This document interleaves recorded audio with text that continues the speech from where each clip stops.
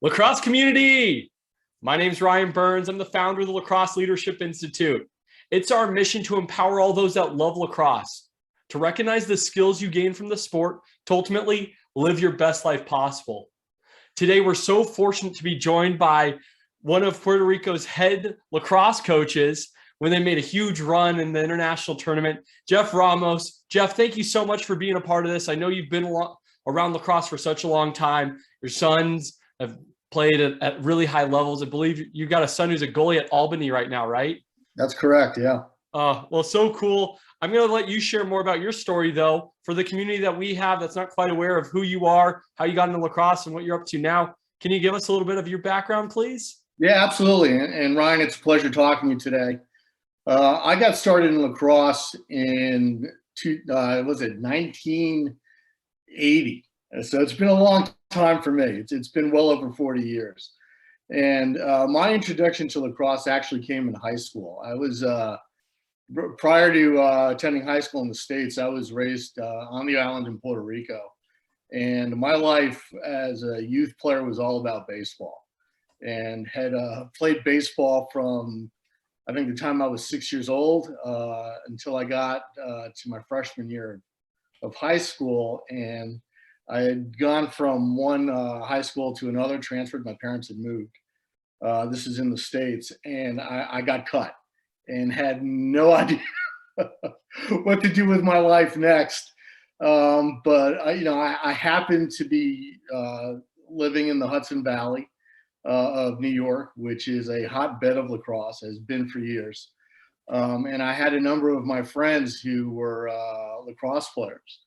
I didn't play my freshman year because I got cut during the spring season. But my best friends, again, lacrosse players, I'd go out with my mitt, they'd have their sticks, we'd have our catches. I decided to make the change and just jumped in 2 feet into the deep end and just committed myself to lacrosse. And I remember the summer of my freshman year going down with a bunch of my buds to Princeton lacrosse camp and just immersed myself for a week, and I fell in love with the sport. It was just so much better than baseball. It was nonstop. I wasn't very good at still learning the sport, but completely engaged and totally dedicated, which is part of my personality. Sophomore year came around, made the JV team, didn't play at all, but was very committed to working on my skill sets, lefty, righty, just doing anything I could to be able to contribute my junior year. My junior year, came up, I was named captain of the team. Really had improved significantly. Again, it was a total commitment to the sport. Had a successful run my junior year and was getting ready for my senior year. Tore my ACL in the second game of the season, and that was it. And unfortunately, that becomes a theme of my playing career. I ended up going to college and playing in college. Spring season at Alfred University, before the season started, I tore my ACL. And yeah, I know. And back in those days, it sounded like you were back in 6 months. It was a 12 to 18 month recovery with rehab. I ended up missing my sophomore year. Came back out and was cleared to play my junior year, and I tore my ACL again before the beginning of the season during our tryouts. So not much contribution on the field. More of a cheerleader, but was always active. Always had the stick in my hand. Was able to compete when I was competing at the collegiate level successfully. Contributed, during those practices. Unfortunately, I just was never able to play a full season while I was in college. Anyway, long story short, I'd continued to just kind of keep the stick in my hand. Always loved it. There was something about the sport that I was very passionate about. Even though I was hurt, I was always part of the team, contributed any way I could. And I think my passion for the game actually grew, and I think I have a better appreciation of the understanding and flow of the game just because I observed so much. I understood the flow as a player, but I really was able to and participated a lot in film review while I was in college and just trying to contribute as I can. Wasn't a coach, but gave advice when I saw issues on the field with some of my teammates, and was never shy about voicing my opinion. And I think that was the genesis of how I inevitably evolved into a coaching role. So a number of years had passed. I've been a healthcare executive for well over 35 years now. Very successful within the industry. Again, a lot of it is because of what I do. I'm always very passionate about it. So again, it's full commitment into whether it be athletics or my professional career. I've always tried to achieve as much as I can, and I've been very successful in that regard as a result. Skipping forwards a number of years, I started a family, stayed in the Hudson Valley. I still live in this area. And I had my kids, I had 3 boys, and as most parents do, enroll them in a number of different sporting events, soccer and baseball. There was no lacrosse option at the time. And I remember having my first son play baseball. It was, as a dad, very difficult to just sit there and watch T-ball, and just wasn't something I looked forward to, but it was just something I did. You had to do as a parent. That lasted for about 6 years in total. I think my oldest son had matriculated through like the major leagues, which I think is like a 12-year-old. And I had my other 2 boys also participate. And I kept saying to myself, I hated going to the baseball fields. The parents were arguing with each other. It was never about the kids. T-ball was, my son's in the outfield picking daisies. Has no idea why the hell he's there. And I said, there's got to be a better option. And I took a leap of faith and said, you know what? I'm going to help start a youth program in the area. And came up with the idea, and lo and behold, I was unaware that there was other fathers like myself with similar ideas. And a program had started about a year and a half prior to me getting involved. And I found out who was doing it, and I said, look, any way I can contribute, I'm all in. I need an alternative for my kids aside from Little League baseball. And I don't want to knock baseball, but I think most people who become our age and are now parents can appreciate my story. And I'm still passionate about baseball. I love the game. I love all sports. But as as a dad trying to get their kids invested in a game and actively involved, baseball to me is not the way to necessarily go. So I had my oldest son, enrolled him in this youth lacrosse program. I think we had 2 teams, and each team maybe had 12 players if we were lucky. So the kids were constantly playing. We attending practices. They were exhausted after every game because there was no substitutions. We carried such small teams. And I became more and more involved in the administration of that league, and eventually grew it to encompass 2 communities. My sons participated. My youngest one now, who's playing at Albany, has had a stick in his hand since birth. I had a little mohawk that I gave him, but I had all 3 boys just fell in love with the sport and had the same passion that I had. It gave me an opportunity to really engage with them on a daily basis because I coached all 3, and I'll have a little story about that as well. But we were always together, and prior to that, my career really dominated a lot of my time. So my wife raised the kids when they were really, really little. But now through lacrosse, I had this wonderful opportunity to now kind of change my responsibilities at work. And because I have the passion with lacrosse, be able to engage with my kids and really, embrace the administrative part and the coaching part of the game to serve as an outlet. to get away from the craziness of work and the demands of work, and to look forward to something when I came home, and to be able to devote as much time as I could without it feeling it was any work, you know. So, again, long story short, the program grew by leaps and bounds. It got to the point where we were fielding youth teams from third grade all the way through our junior year of high school. It got big enough where we were fielding 2 teams at each grade level.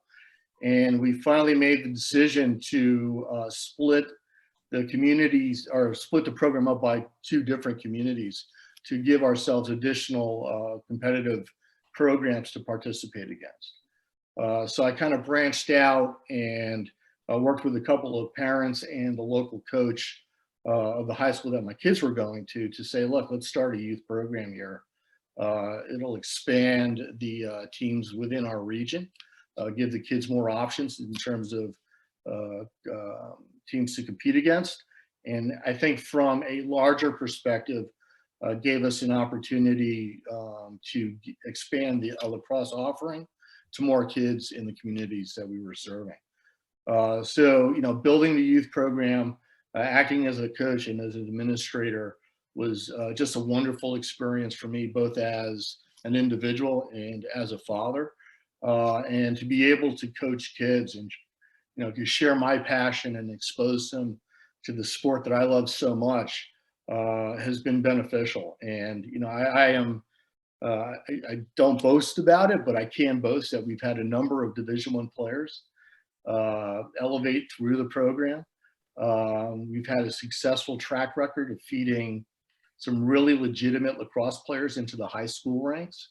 And they've succeeded and contributed to the growth of the game within our community, or our community at large, to the extent that a lot of our teams are very competitive now at the high school level. And it's a direct result of people like myself, other dads in the community, volunteering their times to allow the kids to be able to take advantage of this great sport. So in that regard, it's been a wonderful run.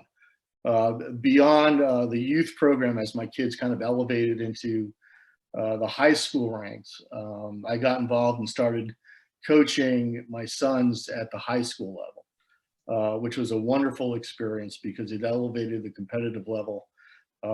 I've always been a film guy. Didn't want to be the head coach and never was, but had the opportunity to become the head coach of the junior varsity team at the high school. There was a need for it. As my kids progressed into the varsity ranks, I was welcomed on board as an assistant coach and became an offensive coordinator. I was an attackman in college back in the days and gravitated towards the offensive side. My oldest son plays attack. Didn't play in college, but was an all-county player in high school. Same thing with my middle son. He was one of the leading scorers within our section when he played. Also decided not to play in college. And then there was my youngest son, who was the best of all 3. Was not a offensive player. As like we had mentioned earlier, he's a goalie. And, he wanted to be different from his 2 other brothers. And, he became a all-county. He's actually holds the record for the number of saves. I think he's number 2 nationally for career saves. He holds a number of records within the county, and he's now competing at the highest level at Albany. As a freshman, he had the ability to play in the Final Four, which was a huge accomplishment for the program, and has made from the travel scene, which he's also been a part of, all the way through college, has just made a number of friends throughout the country that he continues to remain in contact with. I'll transition from high school into the travel program because also after I left the youth program, started a travel program in my community, and basically it was designed to fit a gap in lacrosse programming. Initially, it was only about providing clinics for high school players, some high-level clinics. Again, the number of Division I players that have come through my program or that I've known through my son's travel program includes some of the best in the country. So JT Giles Harris, Arden Cohen, who's at Notre Dame, Jose Boyer, my son over at Albany, Chris Saline, who played at Rutgers. I would bring them in to run these clinics, usually in the wintertime when they were on break, just pass all the money that we charged the players to the coaches so they'd have something to spend when they went back to school. But a lot of philosophy around lacrosse. And again, I've been very lucky in my career to not have to rely on lacrosse as a financial vehicle for personal gain. I've always devoted any financial opportunities that came with coaching or these clinics back to the kids. So I would sponsor, kids in need for camps. If there was extra money available, we'd have scholarships that we would give to players who were in financial need at the collegiate level. It was always about giving back, and that's been one of the most personally gratifying aspects of what I've been able, or what lacrosse has allowed me to do, and then for me to pass it forwards to the players and all the youth players that I've been able to come in contact with over the years. So Matrix Lacrosse, which was this clinic program that I had put together within Rockland County, evolved into a travel program. And I kind of differentiate in terms of my philosophy of travel. I am, people are going to yell at me, and again, I have nothing against the travel industry. I think there's more benefit than negatives, but I'm not a fan of travel programs for very young players. So for kids that are in 3rd, 4th, 5th, 6th, or even 7th grade, I'd rather see them personally go to immersion camps, whether they're run by lacrosse college head coaches or day camps. I think there's a greater value proposition for kids that can just play hours upon hours of lacrosse in a camp setting where they're teaching skills, basic rudimentary skills, than immersing them in a competitive environment where you're throwing a ball out, you're not giving them that much time to work on their weaknesses and trying to push them forwards to be as competitive as they can for what I don't know.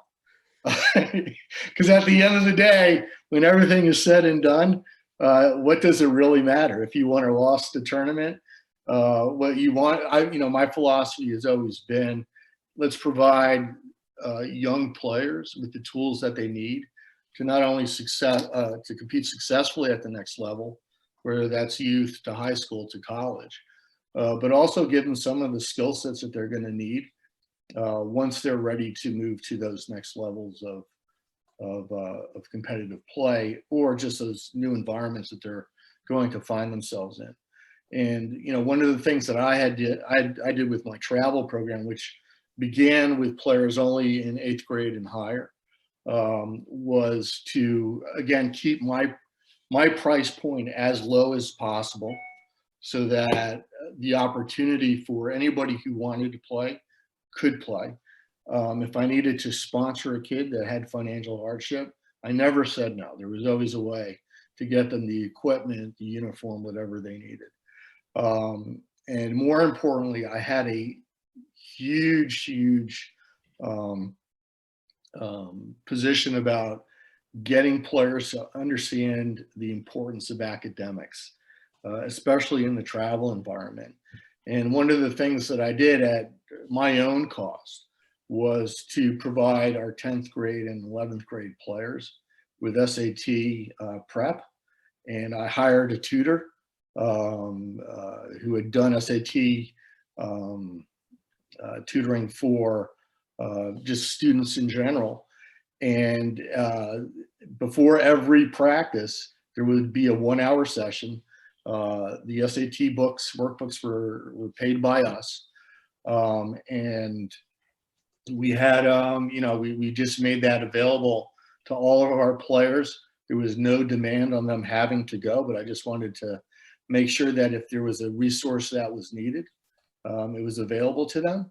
And I kept telling them, I go, what you have to realize is I think everybody wants to play at the next level. And lacrosse is great in the capacity that you can play at the MCLA club level. You can play Division III, you can play Division II or Division I. I know everybody tries to compete at the highest level, but the reality is, that's less than 1% of all athletes that play at the youth level. It's really, really hard. I've come to appreciate through my son the commitment that it takes, because it's effectively two jobs. One being your academic responsibilities in college, and the other is your responsibility to the team. And where it deviates from high school, where you may be able to take a couple of days off, I always tell the players in high school is that what they need to realize is once they get to the collegiate level, your coach is earning a living, and that's what's most important to him. So you may not get that one-on-one personal relationship of support you may be looking for, because the coach has other greater things that he has to deal with beyond just the coaching. I try to make those transitional things clear to parents and players, and that they understand that, as you get older, you've got to be more accountable for your actions. The support is not always going to be there. It will be specific to maybe your need or the program's need. But you have to start, at some level. I've always professed accountability on the field, accountability because you're representing a brand or my brand once you come off the field. And once you get to college, you're representing yourself, and you need to be accountable for those actions beyond someone now dictating what you need to do, because that's not always there. So that's kind of been my path. I was able to eventually, my career took over about 2.5 years ago. I sold the travel program to a competing program. It was important to me in that transaction that philosophically, and again, they can't run the same model that I was running in terms of financial support of players and price points, because they're growing and it is a business for this group. But they had the same philosophical approach to providing the best opportunities for players, either through the coaches they were bringing in, the tournaments that they were playing, not putting them over their heads, and the support needed to prepare their players to be able to succeed at the next level. Again, whether it be club play or Division I. And this program, which is Riot Lacrosse, I think has done a wonderful job being able to, I think, meet my expectations to ensure that there's available programming for the community that I had represented, and to be able to provide all youth players with lacrosse programming, from clinics to very high-level competitive play that they can all get value from. Wow, Jeff, just phenomenal to be able to hear, first of all, the adversity that you've been able to overcome as a personal athlete. I think we all get humility striking us at one point or another, and it sounds like you got that through baseball, switched over to lacrosse, and just fell in love like all of us. We get the bug. You go through injury, get that gratitude for the sport, and then find a way to find a missing piece in your community, give back, and just create something massive. And we hear the passion from you, having that target of what you're trying to accomplish, passion, energy, support from the community allows you to be so successful. And it's just so great to hear from you. I would like to hear, though, through all of this, do you have a pinnacle moment, or are there a couple moments that you can share with us? Yeah, no, I absolutely do. And again, before I go to the pinnacle moment. I think you're absolutely right. Is a lot of my success in lacrosse is directly tied to community engagement. Great parents, great kids, great support from respective coaches at the high school level, and the return from players that have graduated from college coming back to help the younger kids who look up to them. To be able for them to also participate and give back has been huge in terms of how successful our community, and this goes beyond me and what I've been able to do, but the community at large has been able to benefit from. So yeah, I'm just one aspect of rock and lacrosse. I mean, there are a lot of me out there, but it's all been very, very positive. In regards to the pinnacle moment, you know, as a coach, you always want to be able to coach at the next level, right? It's always better. Just like when you have a job, you know, it's going to be better if I get to the next promotion, to the next level in my career. And about 4 years ago, actually it's about 5 years ago, two young men took the initiative to start up Puerto Rico Lacrosse. They were recent graduates from college, and did a phenomenal job getting, at the time, the Federation of International Lacrosse, which is now World Lacrosse, getting Puerto Rico represented and approved as a competing nation within that organization. A lot of work. I give them a tremendous amount of credit for what they've done and what they continue to do. I don't know how I found out. It may have been a social media post, but I had heard that there was a tryout for the Puerto Rico men's national team. And my two older sons hadn't picked up a stick since they graduated from college, but I had my youngest son, who at the time was entering his freshman year of lacrosse at Albany, was interested in trying out. I'm like, let's just go see what it's about. Because as we always say this, most Puerto Ricans will tell you that they think they're the only Puerto Ricans that play lacrosse. It's not really, you don't find it out on the island. But what I've come to find out is that there are a lot of Puerto Rican lacrosse players, first generation, that meet the criteria to represent the Puerto Rican men's lacrosse program. And so my story is very quickly is I went to this event, became more engaged as I did with the youth program, which is kind of, again, my personality. And I told them, I go, look, anything I can do to support the mission, I'm all, just call me in. The initial tryout was terrible. The level of play was not what I had expected, but it was something, it's like, and we can build from this.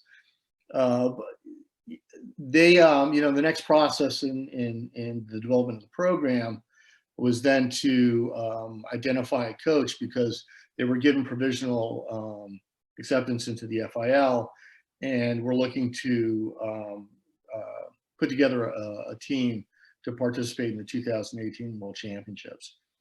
My intent, and I had told them, is that, I would love to be an assistant coach. I'd love to do anything I can, whether it be fundraising, you name it, I'm all in. And was waiting to hear who they had identified for the head coaching job. I happen to know who the candidates were. I was not their first choice, but the lead candidate, who's an established and phenomenal Division III coach, I'm not going to mention names, decided to pass. He had, aside from his work as a head coach, and a very successful head coach, he also had two younger sons. One who was in his senior year. He wanted to spend more time with him. He was about to play at the Division I level, and he's got a younger son who's also now playing Division I, and he just didn't have the time to commit to it. So they had approached me, unbeknownst that I was even in any contention, and asked if I wanted to be the head coach. And my jaw hit the desk, and I'm like, I don't know. So I said, let me think about it. I got back to them like within 24 hours, because I knew it was going to be an opportunity that I did not want to pass up. And I told them I would do it. Had some, I told them I had some contingencies, but I wanted the ability to be able to identify the team, have, control over the process. Again, it's just part of my personality. But take on that leadership role to ensure that, number one, and this goes back to my, my business background, make sure that I'm creating a foundation that can be built upon. And because I have access to some financial resources, to be able to provide an experience for the players that ultimately would make up the team, to not either worry about the cost of travel, and try to create what I wanted to do was basically create a top-notch opportunity for them going into the World Championships. That process then transitioned from, okay, I'm the head coach, now what do I do? Which had a lot of, budgets built and again, all of the business and administrative requirements that go with making sure we're compliant, from passports to health insurance of our players, to contracts, and making sure that everybody was buying into the mission of the program, to then ultimately identifying where these players were. And about 3 weeks after and this is in the fall, 3 weeks after I'd accepted the position, I wrote a letter to every Division I head coach, every Division II head coach that was in the top 15 that year, in 2017, and every top 10 Division III head coach. And I wasn't expecting anything. And this is where, to me, the lacrosse community is incredibly supportive. Within 24 hours of my letter going out, the first respondent to me saying that, because all I asked was, can you put this attached flyer in your locker room? Or if you know of anybody that meets the definition of Puerto Rican heritage, which is basically a grandmother or grandfather born on the island, would allow that individual to participate in the World Games, just put up this flyer. It's an announcement that we're building the Puerto Rican men's national team. I'm looking for the best players in the country. Give me a call. Within 24 hours, I get an email from Lars Tiffany, who had just taken the job down in Virginia. And he's like, this is great. Any way I can help you, let me know. And I started to get similar emails I wasn't expecting any response, but similar emails from a bunch of head coaches and assistant coaches that didn't have to give me the time of day to say, yeah, more than happy to put this up in our locker room. I know this one player, I think he's of Puerto Rican descent. Let me go ask, I'll get right back to you. And slowly but surely, I'm getting hits from players who I would never have assumed were Puerto Rican. Last name O'Connell, last name, it's whose, mothers had married American fathers that had non-Hispanic last names, were coming out of the woodwork. And Division I players, JT Giles Harris I had mentioned was one. We had the O'Connell brothers, Thomas, who won a national championship at Maryland. My son and two of his roommate at Albany were on the team. Devin Cruz, who was an All-American Division II player. Luis Gonzalez, another All-American player. Ricky Pages, who played in the PLL. We just there, and Matt Martinez, the goalie who played at Cornell in the final in a number of NCAA tournaments. They were coming out of nowhere, and I'm thinking to myself, oh my God! And there were a lot more. I don't mean to not include the whole team, but I started to realize is that, oh my, I've got myself a real lacrosse team here. On paper, it's a real lacrosse team.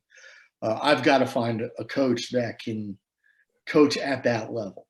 And that was my biggest concern. I was still the head coach, very confident in my abilities to coach the team, but also very cognizant of my limitations.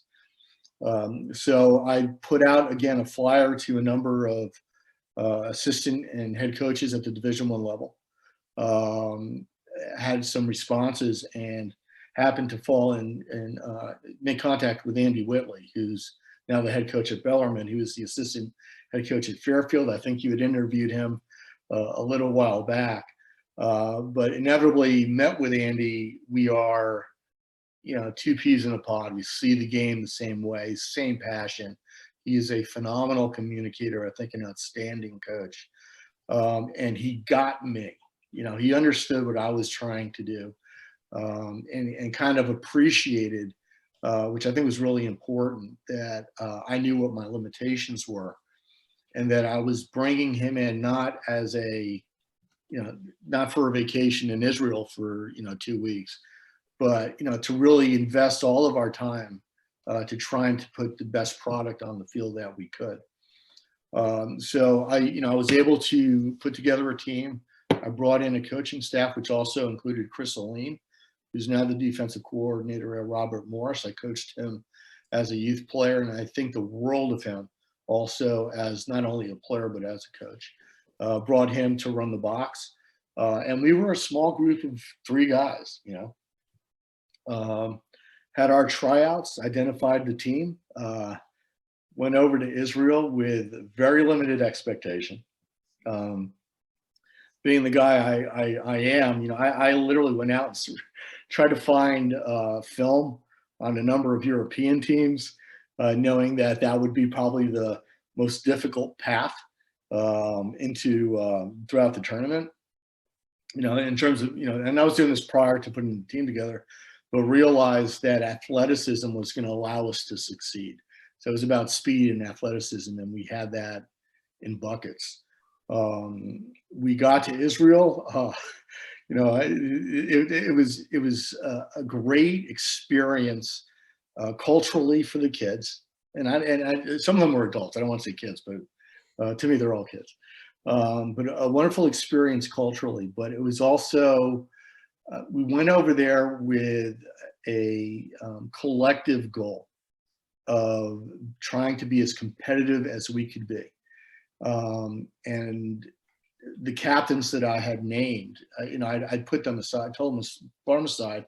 They had wonderful leadership skills. I mean, very successful players in their own right. And I said, look, we're going here. It's business. All right. I think everybody collectively understands what our goal is. So, no sneaking out to Tel Aviv in the middle of the night, no drinking beyond, X hours, because we have to acclimate to the time zones as well, the change. So we got there about 3 days before. We had our offense, basic defense. Again, had incredibly fast, athletic players on the team. And our first game came. I was nervous as hell. Here I am in my first international competition. And we blow the lights out of the first team we played. Right? The World Championship is a very, very difficult tournament, especially if you're not in the elite blue division, which are the top 8 teams, because you have to play every day throughout the tournament. The blue teams get a couple of days off. Granted, they're playing a higher level of teams, within that division, but still to play every day in the heat of Israel is not easy, and it's wearing. And you're going over there with a team that only consists of 23 players, so it's not a huge roster. You really have to manage the game, and this is kind of where Andy was incredibly helpful. And and I would also, Scott Beta, who's an assistant coach at Lafayette, actually played for us while we were there. Scott was another coach on the field, so his contribution while we were there was phenomenal as well. I mean, he also filled a lot of the void on the offensive side that I couldn't fill, because you couldn't hear me half the time out there, and he knew what the offense was and really kind of controlled the flow and the pace out there, which made us successful. I mean, we really had more than 3 coaches on the sidelines, there were a lot of experienced players there that coached on the field. And I think that was huge for us. Anyway, we started our run in our division and ended up winning the first 3 games, and we were out of our bracket. And we did it we were just blowing teams out of the water. The games weren't even close. And I started to realize that we've got something special going here. But once we left the bracket, we had to go against New Zealand. And I remember Andy going out to scout them and him coming back and saying, they're big, they're strong, these guys are physical. And I'm like, all right, so this may be the end of our run. Before the game even started, we set up an offensive play, and Corey Millhouse, who played at Loyola, I think he was running about a 4.3, 4.2 timed. He was a Division I football candidate when he was in high school. We knew nobody could run with Corey. So we won possession of the ball off the face-off, ran a wing dodge with Corey, and he blew past everybody. First shot, boom, hits the back of the net. You could see the New Zealanders just deflate automatically. This is after they go through the haka before the start of the game, and we steamrolled them. I think it was about 15-2. They just couldn't compete with our speed, and I'm like, you know what? I think we've got the model here. The next game after New Zealand was Germany, and now we're starting to play at a much higher level. The German team, I think it was their second or third, where the majority of their players had played in previous World Championships. This was their run to the Blue Division, and we blew them out of the water.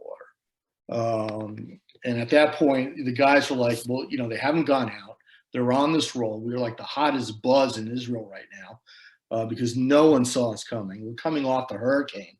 So we're playing for more than just, the team. It's like we've got the governor of the island is sending us text messages of support.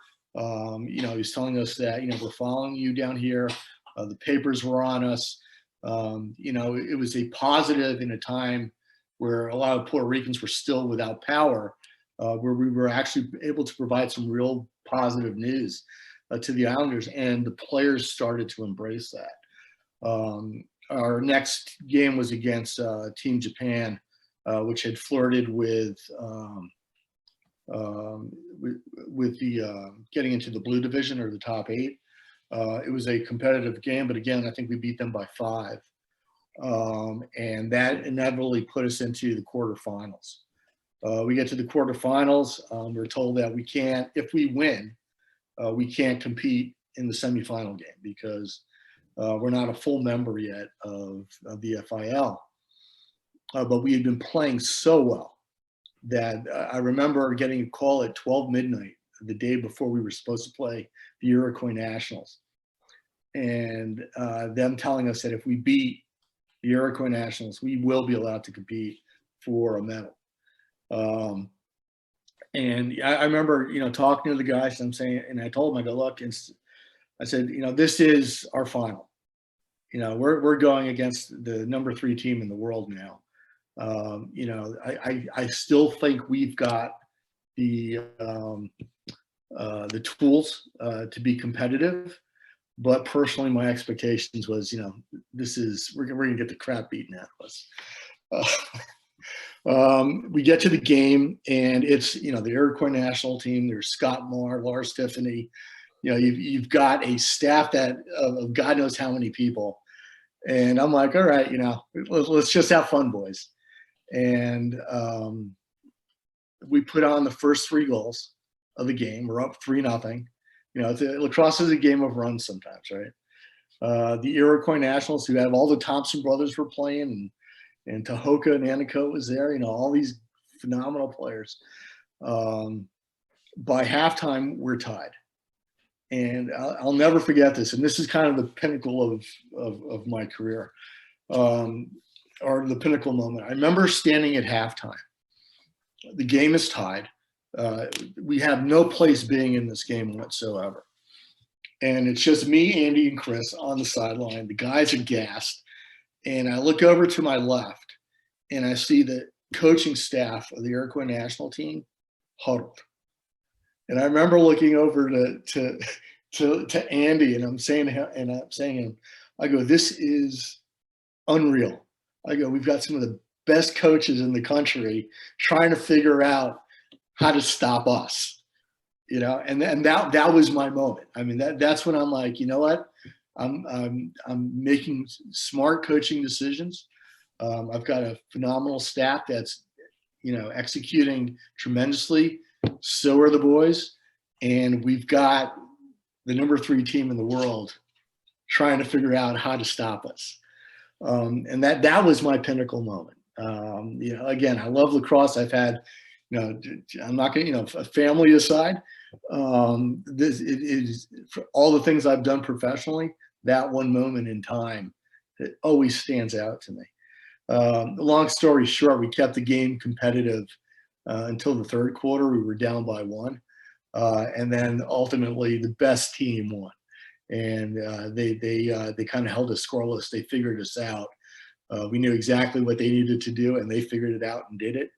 But it's an experience I think the players absolutely appreciated. The coaching staff was really excited about what we were able to do. And I think we of all the teams at the end of the day, the most buzz was probably around us. We got banged up, we got hurt, we had nothing left for the final 2 games and lost the last 2. But like I said, that getting to the quarterfinal, we were the first program to go as far as that ever in the history of the event. And I think more importantly, I think I was able to create a foundation that I'm hoping whoever runs the team going into the 2023 World Championships can build upon, because on paper, what I've been able to see, the Puerto Rican national team, there's no reason why we shouldn't be able to end up in the blue division.